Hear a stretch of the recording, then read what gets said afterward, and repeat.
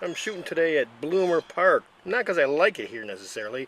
I just like the idea of visiting places named after out-of-fashion women's underwear. So it's either here, Corset, Colorado, or Chastity Belt, Ohio. Chastity Belt, Ohio was a front runner because it's built on the river and you can go there and visit the giant locks. That's why it's called Mine Flotsam. I am thinking monster. I will destroy you.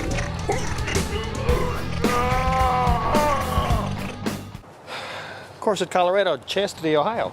Those are actually real places. Well, they could be. I mean, I don't know that for sure. I mean, I didn't actually look them up. All right, I made them up. That's a complete lie. I've been taking my dad to see doctors lately. You know, I find the whole concept of doctors kind of interesting. Whenever we're not feeling well, we go to some guy. Chances are we've never met this person before. I mean, if you're a family doctor, we've got some history with them, but before that history, we had never met him before. I mean, if you think of that way. Right, we're walking down the lake here. See that? So what we do in our society is we tend to trust our health, well-being, our body to total strangers. We go to this doctor, and it's kind of like we say, here's my body. Take it, do what you want, have a look at it, tell me how it's doing. And if it's not, then they give us stuff to eat. They call it medicine, but it's really stuff to eat. You know, our response is always, you want me to eat that? Sure. We don't know what's in it. Because when we ask them what's in it, they gave us one of those names like ethyl, methyl, ethyl, poly, chromosomal, and for all we know, it could just be ground up hamster poop. For all we know, they got little Asian kids somewhere in some third world country slaving away, grinding up little pieces of hamster poop and putting them in these little capsules. We have no idea. The only reason it has credibility is because the doctor gives it that long name that we don't understand. And then they send us to the pharmacist, who's also in on it. It's not, I don't know that pharmacists really know anything except for how to count.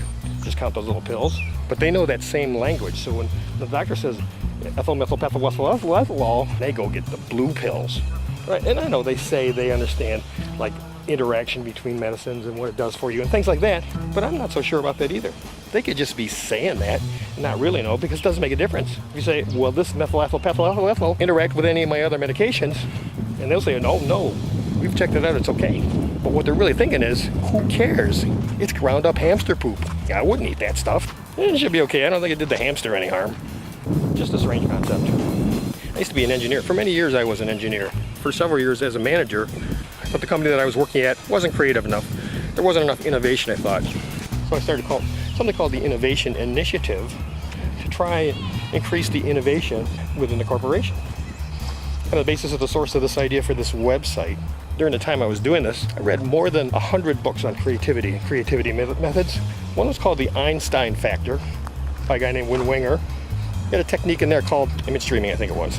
Basically, you just watch the stuff in your head, close your eyes, watch the stuff in your head, and say it out loud, speak into a tape recorder.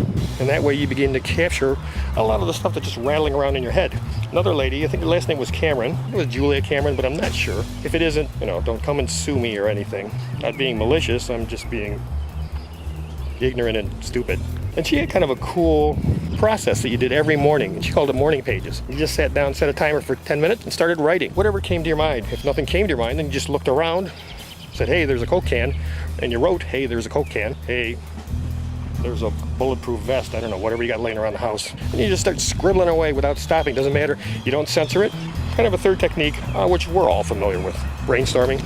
Where you get in a room, you just start spouting out ideas, and the idea is a safe environment. You don't censor any of your ideas, and other people are not supposed to censor your ideas either. You start yakking and yakking and yakking and yakking. Whatever comes out is fine. It doesn't matter if it's garbage. You piggyback off of other ideas you get. Actually, all three of these methods are essentially the same thing. They're just kind of letting your mind yammer away. One uses a tape recorder, one uses paper and pencil, one uses a group of people, I guess. But they're all basically doing the same thing, which is getting some of those latent thoughts out of your head, capturing them. I like all those things. I've done all of those. Gotten some good results. Gotten mostly garbage. A lot of garbage. Tons of garbage. Mucho garbage. But a few good things. But I thought, none of these things are video-based. So that's what Mind Flotsam is. Mind Flotsam is a video-based technique where I can just yap away, keep talking. Whatever comes out is fine. I don't censor it. I just talk, babble like an idiot, and I can do that. Go with your strengths, I say. And that way I'll have a record of it. I will have captured everything. It'll be kind of fun too. When I get to be like 106 years old, I can get these things out and watch them, and and think to myself, boy, those were the days, back when back when I was an idiot. I've got a video record. So that's the idea behind this. I'm just gonna yap away, not censor it, and then I filter it later.